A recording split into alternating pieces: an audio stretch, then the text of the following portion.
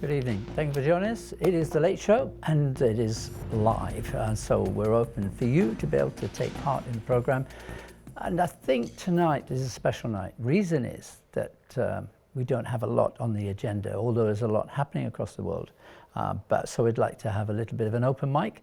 But Tim, at the last minute, as usual, has had a brainwave. And you can't call this the changing of the God. Yeah, the changing, rather than the return of the gods. The changing of the God.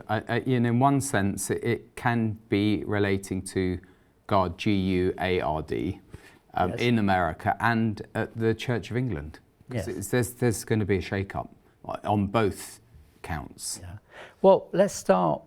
Can we start with Welby? Yeah. Because, I mean, we discussed it at large than life, but length this morning on the 2-hour morning show. It was incredible that we had to see at last that Welby actually said, look, I'm going to resign. And really many people would say about time, and he should have done a lot earlier, and he should have actually done something about the safeguarding of the other children and young adult males that were abused and caned and it was tortured almost, I would say. But why? What was the background behind that, Tim, that really sort of made it come to a head in the way it has in the last 2 days? Yeah, I would definitely depersonalise it, even though he's resigned personally and institutionally, they say. But this is corruption that's gone on for years. I met a senior barrister. I come out with these, but they're absolutely true. About 20 years ago, when I was sharing with him, a Christian guy, when I was sharing with him some of the challenges I'd encountered, and he said that there were 2 archbishops of Canterbury in the last century who were caught exposing themselves. And he said one of them, in a importuning or whatever you say way, and one of them was caught by a policeman, and he looked in my eyes. We're talking about someone who was a very senior barrister, he wouldn't make it up. He said, and the policeman was silenced, he said. So there's been corruption at the highest level, and appointing people who are corrupt for many, many years. Now, the tragedy is there are many very good people in the Church of England, and we know some who faithfully serve the Lord and are doing great work. And by the way, they are often evangelical churches that are full and are paying more than their slice towards Lambeth Palace and the various synods. So that's the tragedy of it all. There's a lot of very faithful people who have been betrayed by the leadership of Lambeth Palace and all the rest of it. Right, and what we discussed this morning at quite length, if you wanted to look at it, you get more detail if you go on to VOD, Video on Demand, and you'll see and hear what we were talking about. But really, basically, what's happening within the church is causing, or could cause, a lot more people to stumble, and it could be the tipping point for them to say, look, I've had enough with the Church of England. Or even with their faith, it could destroy some people. That would be sad, but I would say they can't use this as an excuse. I mean, I could have given up. You could have given up. We could all give up and blame someone else, but ultimately we're all adults and we make our decision before God, not before the Archbishop. Yeah. But I think the advantage, if I may say without it sounding precocious, we have an advantage because we know what is written in the scriptures, that people who find themselves in the position that the Archbishop did when he didn't confront the evil that was being done at that time, did nothing about it, to our knowledge anyway, that he has left it himself wide open, and the faith and those that maybe stumbled. And we did look at the Revelation scriptures where we talked about the Laodicean church, or the 7 churches which are mentioned there in chapter 3 particularly, and how the licentious lifestyle of those that were living at that time, or if you like, pictured the church today, from people who were perhaps having sexual relationships outside of marriage, or even in a more in a different way, which we would say is outside biblical laws. And therefore, as that was happening in the church, we see today the parallels that if we find ourselves mirroring in any way whatsoever those particular churches identified by Christ, either being as lukewarm or being Jezebels and all the other descriptions that are given. Jezebel's really interesting, because that was Thyatira, and we read it this morning, because that was politics and religion mixed together. So that's all there in Revelation 17 with Babylon the harlots. And that, frankly, is basically all of these churches are Jezebels. They're all, got the Babylonian spirit. It's not just Rome. The Church of England has aped the Roman system and tried to present themselves and promote themselves as sort of political leaders. It's got nothing to do with the Bible. The Lord Jesus, he was involved with politics, but he wasn't involved with political power. Yeah. He challenged the powers of the time. Correct. He didn't agree with them, and he didn't side with them. In fact, a lot of his would be, if you like, they weren't disciples, they were just followers, but they were those that were rebelling against the state at that time, the Roman state. Which is, you could say, a political act, but... Yeah, but he wouldn't get involved, he wouldn't get drawn into politics. And this is something, Tim, I hear quite a lot, where you've got people who are very anti the Bible, anti-God, or don't even believe when they're you're listening to some of the shows that are on TV or radio. They poke fun, but they also would look at this situation with Welby and say, look, the church should not be involved at all in politics. I'm in favour of that. I'm actually in favour of the disestablishment, to have a state church, especially today.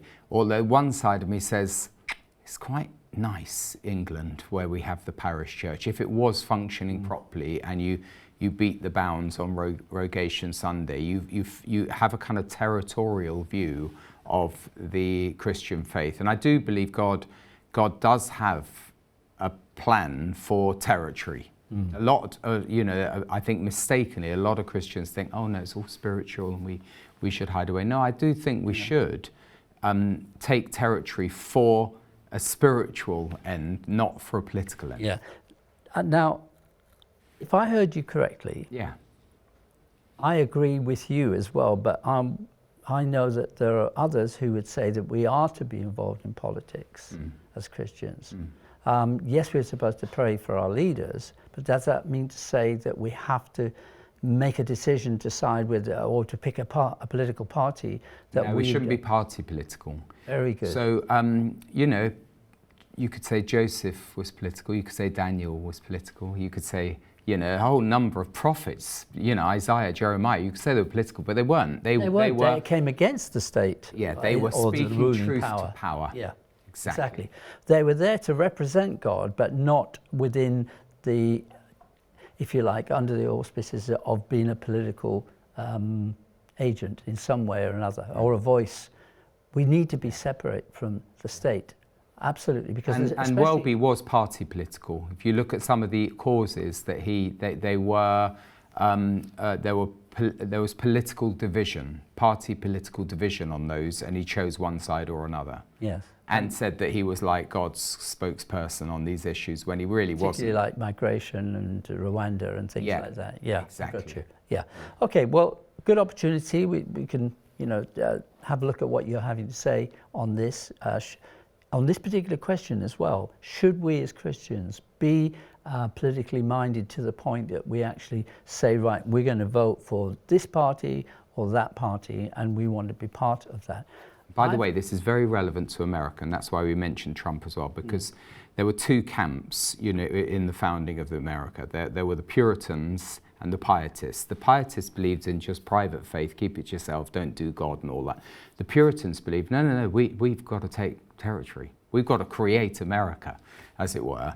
We've been ousted from Europe for our faith, and And frankly, the Puritan spirit is returning within the evangelical lobby in America to say, look, we've got a responsibility to our children in our schools, to the morality of the nation. We can't just hide away in our prayer meetings.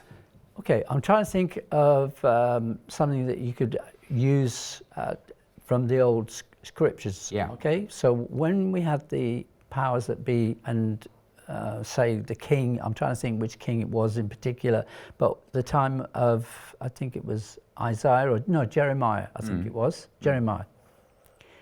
When they came to the temple, the king came to the temple, and Jeremiah, I think it was his first time that he was going to be speaking as well, actually confronted the king and said, what you're doing is wrong in the eyes of the Lord. And he was being prophetic because he was being led to share that. He was very nervous, from what I can read in between the lines, to deliver this message. So he set himself in opposition to the state, to the ruling power at that time. Which is a dangerous thing to do. Isaiah did the same with Hezekiah. Right, okay, so there is a similarity. I thought there was, that's why I was torn between which one was the one I remembered most. But yes, so today, we shouldn't be involved in the affairs of the state, which would actually please a lot of the people who are very anti-God anyway, because they said Christians should just have no part, and I agree with that. Yeah. Well, America was founded on the separation of church and state, so that's always been a bit of an argument about having prayers in schools. But you know, as soon as the secularists, the rabid sort of secular humanist liberals, get a position where there's no so-called Christian prayers, before you know it, they're taking over with their secular religion. So that's a difficult balance to get right. I personally think it's very good for children to have a framework at a young age, and I don't think that impinges on the separation of powers. Right. Now, on the other side, when you look at what's happening, and we're not displeased about that, where Trump has actually come through in the way he has, because there's a lot of Christians that have actually sided with him because he's the only one that's out of the two parties that seem to want to protect the unborn and also want the government and the country to do well, and for it to be a broader brushstroke of something for everyone rather than just for so-called workers, which is what the same is with the Labour Party. And also with Israel, Howard. So is it wrong for Christians then to have voted for Trump? Can you vote and be still be separate? I would tell you straight, he's a flawed man. Everyone made a big, Christians even, probably viewers, make a big thing of his character flaws and spiritual flaws. But I just look at the policies and say, well, is that going to be good for families? Is that going to be good for children? Is it going to be good for the unborn? Is it going to be good for Israel? Vote for him. I wouldn't hesitate. Right, but so those who but bless isn't that Israel, contradicting what we've said? No, because those who bless Israel, I will bless. You could say blessing Israel is a political act. It's not. It's blessing Israel.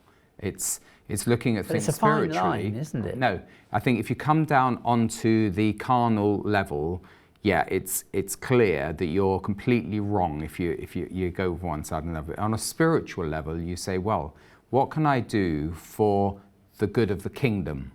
We're only here for a short time on earth. Our adult life is even shorter, and during our adult life, we are given the franchise to vote. So I believe that, I know you don't believe in it, but I do. I think we can take responsibility and vote on a spiritual level for what is righteous and true and honourable. Yeah. Okay, it'd be interesting to hear your point of view as well, live at revelationtv.com, and the SMS number's on your screen. We're also, just something that's been announced, I'm just looking at the news as well. We've got Marco Rubio, is that how I pronounce that? That's right. He's a senator, isn't he? Yeah, in Florida, and he's just been chosen as the Secretary of State, Marco Rubio. Yeah. Okay. Who absolutely, Trump just mocked him as the little Rubio and little Marco, and when they were challenging each other for the first presidency of Trump, but they got on quite well. And we played a clip from him this morning, making it clear to a podcast, so look, Hamas are responsible for what's going on in Gaza. Yes, I don't know whether we got that clip handy. But he's a good guy. Yeah. Okay. Then we've got also other things that are being announced as we're talking through the news as well and looking at it. But the good thing is what's happening with Elon Musk. I think so. I'm not sure if we've got any clips on it, but it's the DOGE, Department of Government Efficiency.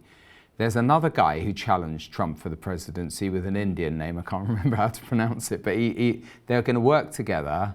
It is a government agency, but it's not official. So they're effectively going to be advisors.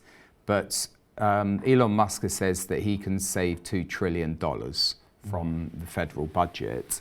And that will largely be, dealing with people who are just, on the gravy train. Yeah. With their snouts in the trough, and they'll find them by some algorithm and get rid of them. Yeah. Well, I mean, that's a good thing, is it not? Yeah. Absolutely.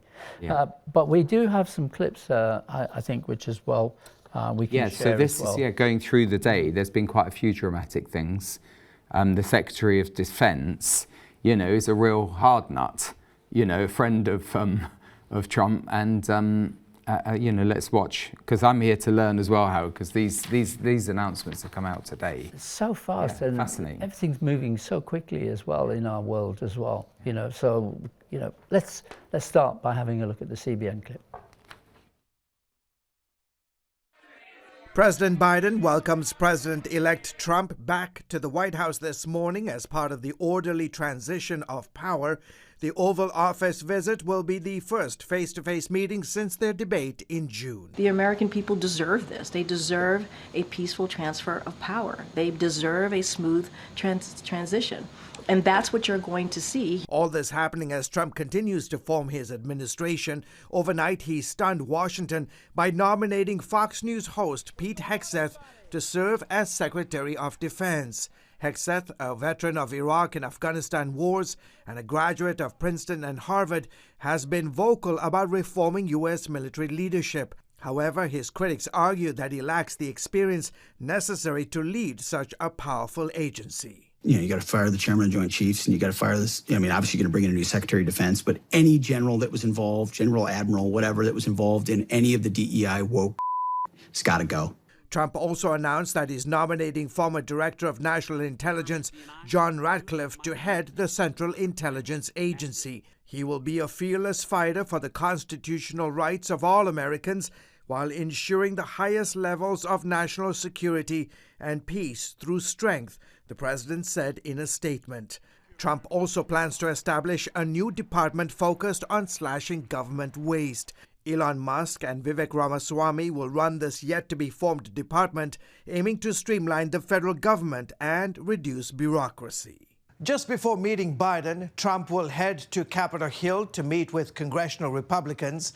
House Speaker Mike Johnson said his party stands ready to advance Trump's second-term agenda. On Tuesday, voters rejected what they really felt was the misery of the last 4 years. We're moving on and we're turning the page. And this is something that the American people desperately need and deserve.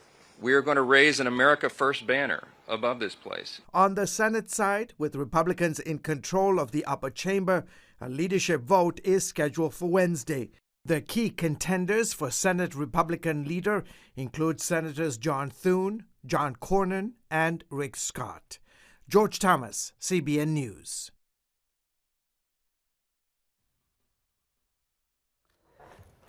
So we can give you breaking news. John Thune has been appointed as the Senate Majority Leader, and Mike Johnson, we saw there, is the Majority Leader in the House of Representatives. Don't know whether I've got the terminology right, but this guy who's taken over as Secretary of Defense, they're not very happy about that in the media, because he just calls a spade, and he wants to get rid of generals. He wasn't a general himself. But Trump needed really to have control of the House and the Senate to get these appointments through. and it looks as though he's just getting his top pick. The other one that's come through is Mike Huckabee. I don't know whether it's mentioned here. Yeah, we'll be able to watch that, and him to be the US ambassador to Israel is amazing. He's a 6-day creationist. Oh yes, I remember you actually saying that in and he's you know, he knows his Bible. He's a former Baptist minister, a governor of Arkansas. He ran for the president. His daughter was Trump's, you know, Sarah Huckabee Smith was Trump's spokesperson, official spokesperson during the first presidency. So inside track. He said those who bless Israel will be blessed, those who curse Israel will be cursed. Good reminder. He said there's no such thing as a Palestinian. He said the West Bank is part of Israel, and the two-state solution isn't going anywhere. So this is the kind of platform, even though he said that he'll do what the president asks him to do, that's his personal position on those points. So not much hope for peace. Oh no, I think there is a lot of post for peace. Yeah. There's hope for peace because of being honest about. No, that's true. But situation. then you've got the likes of Hamas, which would never ever accept that. But then again, or Hezbollah, they never or accept Iran. any part of Israel. So you know, it's just semantics really. That Hamas would never accept a two-state solution. So from the Hamas side, there's no two-state solution. So we shouldn't delude ourselves. So I personally, you know, I'm not political, as you know, but I would say let's use this as a chance to actually put Hamas out of their misery. Hopefully, yeah. Okay, there's some other things that we want to share as well. Which one would you want to go to first? Why don't we go to this is now Biden's press secretary. I'm just interested to see what she has to say. Good afternoon, everyone. Oh, okay. I'm excited to see you all too. Okay, so today, President Biden met with President-elect Trump for approximately 2 hours in the Oval Office. White House Chief of Staff Jeff Zients and incoming Chief of Staff Susie Wiles joined the meeting. It was a substantive meeting, an exchange of views. They discussed important national security and domestic policy issues facing the nation and the world. President Biden also raised important items on Congress's to-do list for the lame duck session, including funding the government and providing the disaster supplemental funding the president requested. Finally, the president reiterated what he said to the president-elect the day after the election and to the American people in a Rose Garden just last week. We will have an orderly transition and a peaceful transition of power. Then it just sounds like a kind of end of term, you know, assembly. Yeah. Everyone's going woohoo, you know. She's saying right, yeah. But she's never been like that before. Yeah. And it's like what they call a kind of demob happy. Yeah. They know the demobilization is coming. Biden's effectively, everyone knows now, there's no pretense that he's not with it. And so they're just thinking, well, let's look forward to our next job. Yeah, we're talking about Biden not being with it. It's observe this next clip and see whether you see what we see when we had a quick look at this. With the Israeli president. Yes, and he looks like he's just asleep. But let's have a look at this. Well, Mr. President, welcome back to the Oval Office of the White House. You've been a friend for a long time, a personal friend, and you know my commitment to Israel is ironclad, and we share a deep friendship. I want to thank you again for being here, and the floor is yours. Thank you, Mr. President. It's always a great honor to be here in the Oval Office and to be with a friend such as you, Mr. President. I will start, of course, with the sad news of the day. In the last 2 hours, 2 Israelis were murdered by rocket attacks from Lebanon in the northern town of Nahariya, a beautiful seashore town in the northern part of Israel. Early in the day, a kindergarten teacher of a kindergarten of special needs, children with special needs, rescued bravely and wisely the toddlers in the kindergarten from a drone attack. A drone exploded in the kindergarten. This is what we're going through from Lebanon, Mr. President, and you know it all too well. We're fighting hard. We're defending our people, our brave soldiers and pilots. And I know that you're working very hard to make sure that this war will end and that there will be first and foremost security for the people of Israel as well as for the people of Lebanon. And in Gaza, we have 101 hostages, over 400 days. I know, Mr. President, that you're day in, day out actively seeking their safe return home as they're going through hell in the dungeons of Gaza. Clearly, you're thinking and working about the day after as well, which perhaps should be a trajectory of hope to the people of the region and the ability to have our neighbors as well as us live in security and peace. But first and foremost, we have to get the hostages back home. I agree. And it all starts in Tehran. It all starts in the Empire of Evil, where in Tehran, with its proxies, they're doing whatever they can to derail stability and security and peace, calling for the annihilation of the State of Israel and seeking nuclear weapons. And Mr. President, this has to be a major objective all throughout your term and the next term of the next president, because we have to make sure that they cannot fulfill their evil intentions. They're also a major engine of anti-Semitism, Mr. President, and I know how much you put a focus on fighting and combating anti-Semitism. But most importantly, I'm here on behalf of the people of Israel and the nation of Israel and the state of Israel to say to you, Mr. President, thank you very much. As we say in Hebrew, Toda Rabba. You've been an incredible friend of Israel and the Jewish people for decades. And we will never forget, ever in history, how you stood up with us in our darkest hour, which became our finest hour, how you came to Israel a few days after the barbaric attack of October 7th, how you helped us and supported us with words and deeds. And I want to express our heartfelt thanks to you, Mr. President, which is a great legacy that you stood up with the Jewish people and the state of Israel, as you always did. So I brought you a little gift, which is an archaeological artifact from the foot of the Temple Mount in Jerusalem, which has the word Joseph, Yosef. And as you know in the Bible, it is said that Joseph will strengthen Israel. And clearly, Mr. President, you've done it. Thank you very much. Well, I hope my father heard it. My father was what we call a righteous Christian, but couldn't understand why we didn't move more rapidly back in World War II and less. And anyway. That was a great legacy of your father. Well, it was. And I remember how I got in trouble. We were friends even back then when I said, years ago as a senator, I said, you don't have to be a Jew to be a Zionist. And I know you are.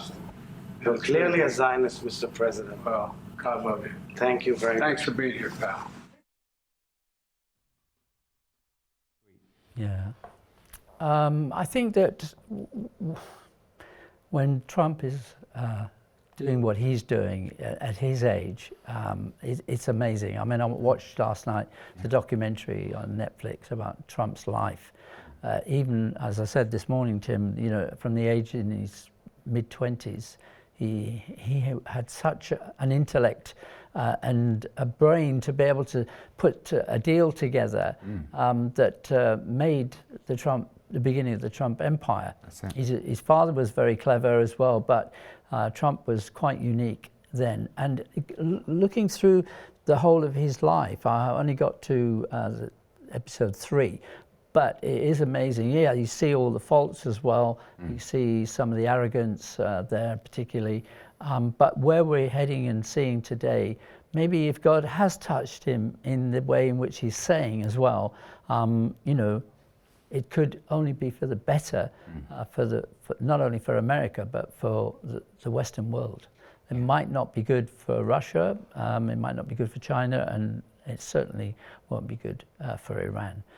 But we need some people that are strong enough to be able to see what That's today's the key world point, is isn't it? facing. Because I think that, you know, even just from those few comments from Biden, he was willing. He said, you don't have to be a Jew to be a Zionist. He said his father regretted that America didn't move more quickly to save the Jews, basically. Yeah. They didn't. They knew about the Auschwitz trains. But Trump is a strong man, so he's got convictions, but he's also got the oomph to do it. And you've shown the risks that he took, risked everything. Yeah. Really. Even running for president, he risked everything. But you know, he said, according to the documentary, and it was him in person, he wanted to run for president many years ago, probably 10, 20 years ago. I never heard that before. I didn't know that till I watched the documentary. So it's very interesting to watch. It's on Netflix, The Life of Donald Trump. Shall I read some emails? Yes. This is from Jim. The ICEJ and PFI, Prayer for Israel, hold a fortnightly joint prayer for Israel meeting at a local church. During today's, I probably know some of the people up there actually, Jim.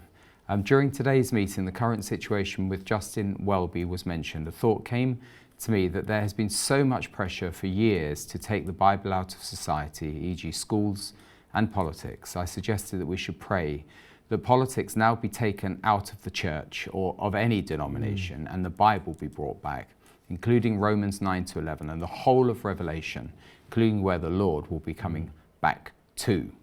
It's Jerusalem. I've only now seen the repeat of this morning's Our Mornings show when we said that the church had moved away from the Bible and moved into politics. Yeah. Is it coincidental that my thoughts reflected your comments? No, it is. We don't believe in coincidence. I don't believe in any coincidence. Yeah. God's in charge. Yeah. Eddie writes, Eddie, you might believe in coincidence, but this is what you write, and we always appreciate what you say.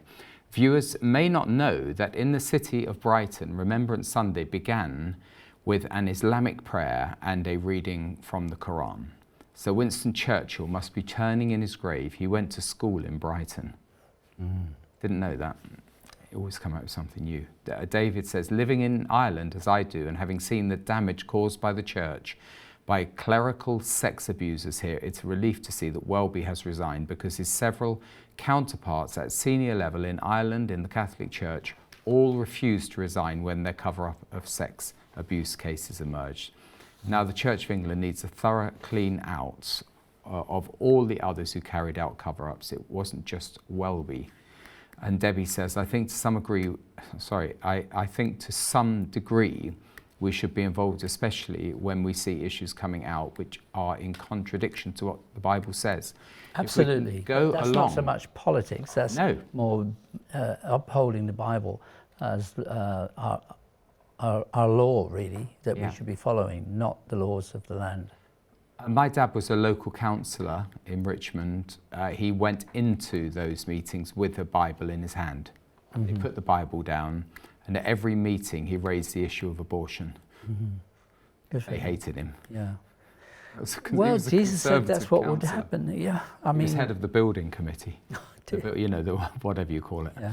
Well, we looked at on the Daily Mail. I don't know whether we still got the images from that. The abuser, which absolutely, he got away with doing this, not just in this country, but also in Africa and other places. But we're talking about many children that he abused and also beat up, and also young men. It says young men, so probably those who were vulnerable as well. 16, well, it was 17-year-old. Schoolboys. Yeah, unbelievable schoolboys. To be fair to Welby, he was something like 21 when he was working on this camp as a leader, and I know these camps, and they're good camps. Yeah, but the issue is that if he had knowledge of this abuser and didn't do anything about it, didn't bring it to the safeguarding part of the Church of England. It's true. And just, you've got to get rid of that evil. You can't just sweep it under the carpet. As a 21-year-old, so you've got this senior guy who's a barrister, and he probably at that time, it was well hidden, apart from those who were being abused. And he said he didn't know, and I think I believe him. But when you get to 2013, everyone knew. There was this report that the camp movement had basically exposed the whole thing, And it wasn't just the Church of England, it was the particular trust that, I mean, it's all been in the news, you know, around the houses, this whole story. So he knew it, everyone knew it, the police knew it. I would say, why didn't the police do more? Because he said that he expected, he thought it was in the hands of the police. Whether or not that's true, the police should have done something. Absolutely, yeah. And they didn't. Yeah, if they knew, they should have done. They would have been obligated to do so. But anyway, Exactly. Where we are tonight, I'm looking at some of the other things that are breaking in the news. You've got Zelensky, who's also on a knife point, as it were. Absolutely. He's asking for critical or aid in which he can repel the Russian advances, particularly coming onto the Kiev again, you know. You've got friends, we've got a lot of friends in Ukraine, they're very concerned about Trump. Yeah, because I'm a supporter, but they really think that it's a very dangerous time for them.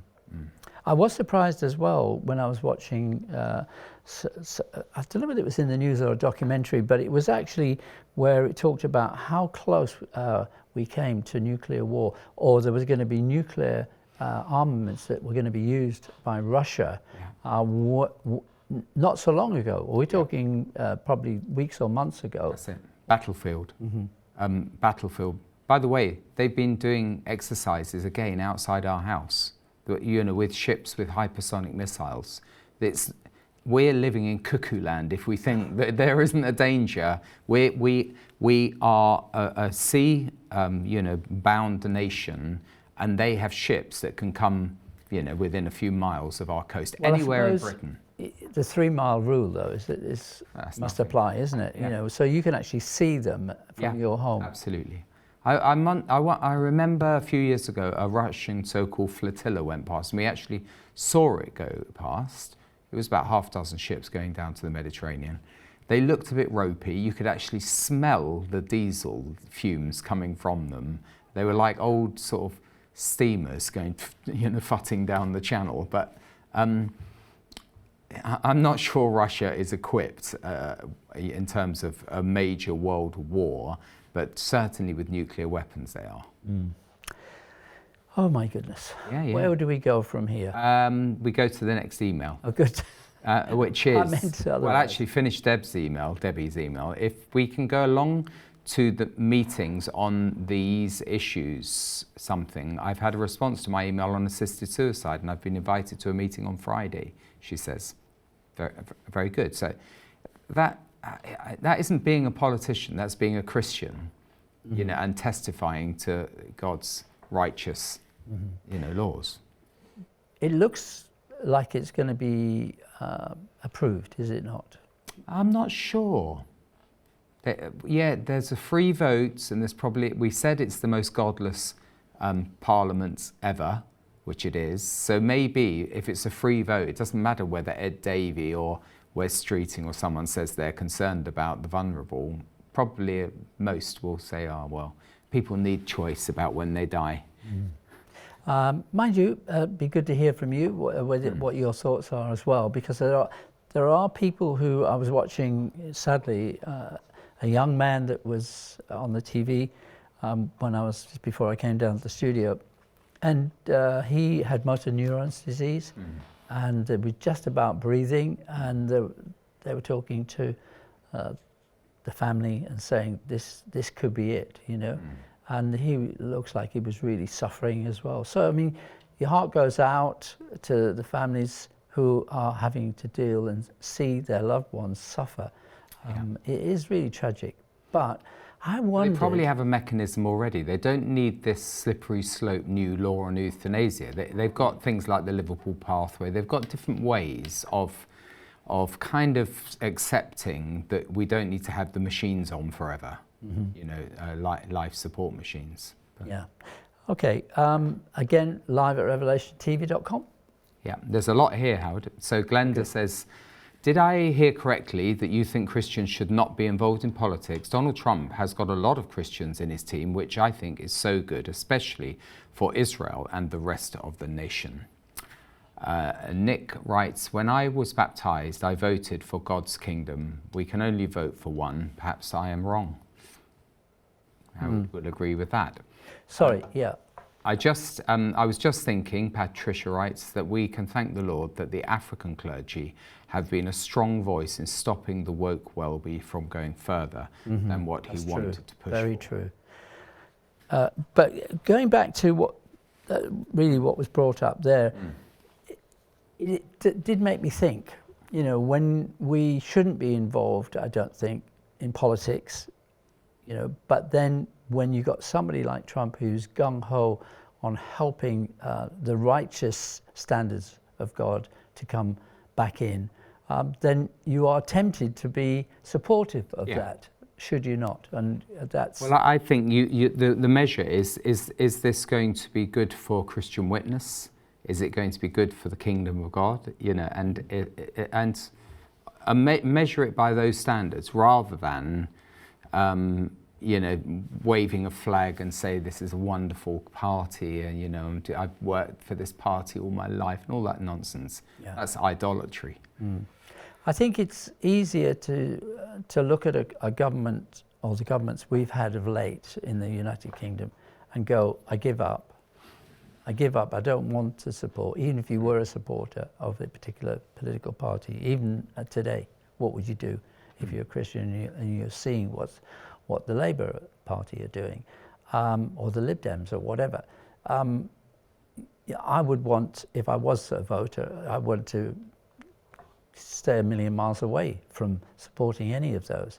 But when you've got somebody who's looking at the righteous standards of God and supporting those, then you want to support that. I suppose that's natural, is it not? But is it a contradiction? It's the same with war. You have to make a judgment. You know, war's a terrible thing, but is there a just war? You know, and if you're opposing real evil like Hitler, you know, we all want to be pacifists, but if you are thinking, right, well, my wife is going to be raped, my children are going to be murdered, the next generation is going to be wiped out, or do I kill Hitler? Good point. So pacifism might be, you might fall into blessed are the peacemakers. Yeah, I don't know, but I do my best to be a peacemaker. Yeah. And to be a peacemaker, sometimes you've got to go for it and confront evil. All this mess with the Church of England doesn't surprise me at all. Dory writes, this goes for most churches, including Church of Wales, Methodists and Baptists, which looks like it might split, and I expect some Pentecostals. People are finding it impossible to find a Bible-believing church. Signs of the times. Antichrist on the horizon, because we've got the falling away, which has got to come first. And Les writes from 1 Timothy 6, but as for you, O man of God, flee these things, pursue righteousness, godliness, faith, love, steadfastness, gentleness. Fight the good fight of faith. Take hold of eternal life, the eternal life to which you were called, and about which you made the good confession in the presence of many witnesses. Mr. M, if we keep supporting Labour, we are throwing our Christianity down the drain because they are led by the world's ways. So I think we should be involved with politics. Richard, Maggie say, if we don't vote, we could end up like the Jews. For me, Christians have to get involved in all areas of society and pray for the saints and sinners. Keep up the good programs. I've just got something here that been sent. It says Liz Truss spent final days in office preparing for Putin to find nuclear weapons. She'd spent hours studying the weather data at the time, or data, and the wind directions amid fears the wrong weather conditions could have a direct fallout effect on Britain. This is the book that claims that. So that's quite real, isn't it? Yeah, you know, and there are other things that are happening. Do you know, the way in which our news comes to us today is at such speed that we've probably never had the benefit like we have had in the past, where things took too long to get to us. But instantaneous. I've got my phone on. I can keep an eye on what is happening as the world turns. Mike Huckabee. I don't think we played it yet, because you know, he's so pro-Israel, and he's being appointed as the US ambassador to Israel. Mike Huckabee is a former pastor who served as governor of Arkansas and ran for president. In a statement, Trump stated the reasons for his nomination. He loves Israel and the people of Israel, and likewise the people of Israel love him. Mike will work tirelessly to bring about peace in the Middle East. In a recent interview, Huckabee told CBN News' Wendy Griffith the importance of standing with Israel. And in Genesis 12, it says, if you bless Israel, you'll be blessed. If you curse Israel, you'll be cursed. That's pretty clear. He also brings a solid faith to the position. But I know where I stand. And the reason I do is because I stand on the Word of God. And I stand on the principles that God is real.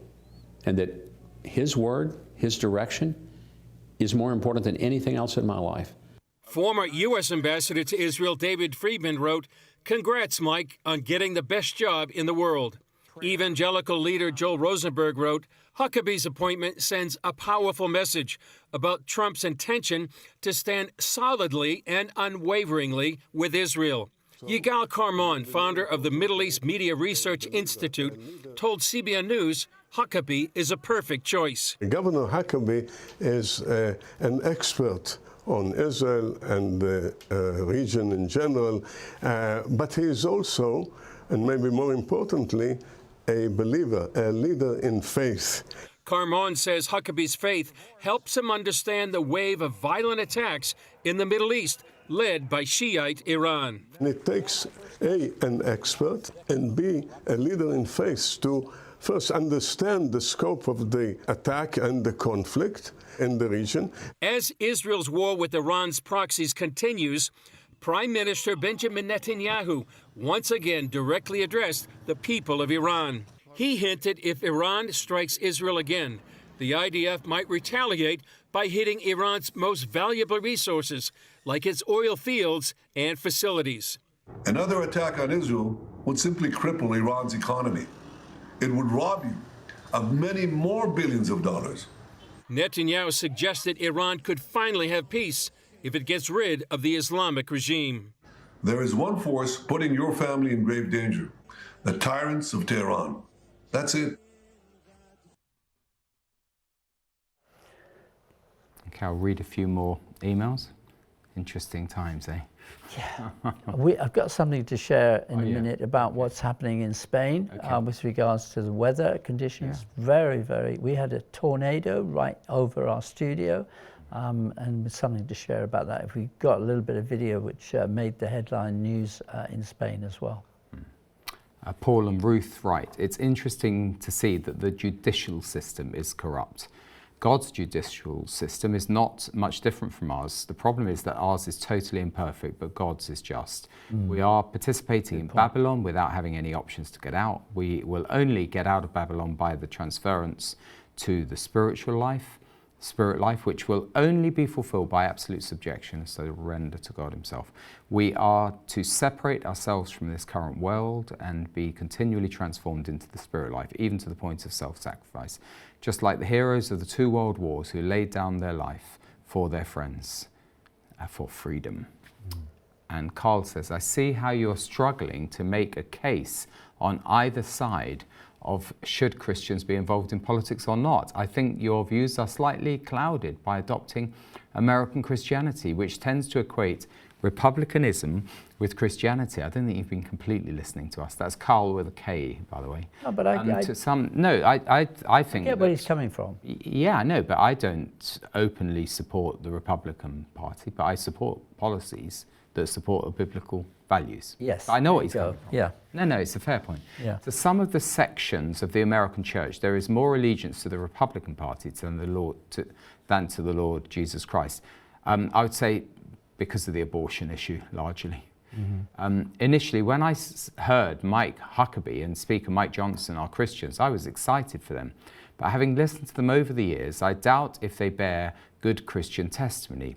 They are just more concerned about their political associations than they are for the truth of God, or truth of the God. It will be a sad story if the British Christians in politics emulate their American counterparts. I think it's very unlikely, actually.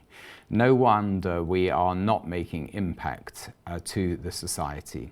This Trump talk sends a message that it doesn't matter how you live your life as long as you have good policies. I think you meant it doesn't, but one wonders what are Trump's good policies. Instead of living a righteous life, we're becoming partisan in our views and treatment of others. Good point to make. If you came into the studio, Carl, we could have a good chat about that. I'd like to just go Yeah, back on please. to the previous emailer, and I think he has a good point there. We're not really making good, if you like, separation of state and church, of God's righteousness compared to the world's unrighteousness, and why we should separate it. What comes to mind is when Jesus said, "My kingdom has no part of this world. It's totally separate." And Jesus never got involved in the political situation, never got drawn into that. Yeah. Even if you like, the scribes and the Pharisees, those in the temple, they did a little bit get involved with Caesar in that sense, but they did fight and their ground as much as they could. But Jesus' disciples were often, if you like, encouraged to get involved with those who were against the Romans at that time, the seditionists, as they were called as well. What was the other name they had that were given to? Zealots. Zealots, that's it. Thanks, Tim. And the zealots, Jesus and the disciples would have no part in, which were definitely anti-campaign or campaigners against the Roman rule. So there's going to be times when you've got someone who goes down the righteous path, and as you say, like Trump's, his particular party will, I think, do honour to God. Whereas you've got parties today here at the moment who would we don't do God, period. That's it. How can you vote for them? How can you be a part of them? I just believe it's taken hundreds of years in America, it's taken 1,000 years in Britain to create space for Christian freedoms and conscience. Which we're now abandoning. Which we've abandoned. And maybe the Lord has a plan that we're going to go through the fire as a nation, but my instinct is, for the sake of those that I love and care for, and for Christian families, is that we should hold on to those freedoms as long as we possibly can. That would be my hope. Yeah. C.S. Lewis quote from Les: "God knows our situation. He will not judge us as if we had no difficulties to overcome. What matters is the sincerity and perseverance of our will to overcome them. We all want progress, but if you're on the wrong road, progress means doing an about turn and walking back to the right road. In that case, the man who turns back soonest is the most progressive. What saves a man is to take a step, then another step." And then Brian says, "It was a disastrous decision for Welby when he made his choice to leave the lucrative wells of the oil industry to become Archbishop of God's well-to-be.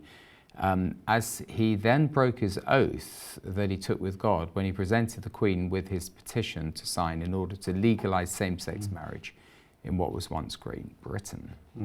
Well, sorry, Tim, sure. but we're trying to find a particular video which was sent to us today from Spain, and it really just shows this turbulence that started off over the area where the studio is, and it turned into a tornado.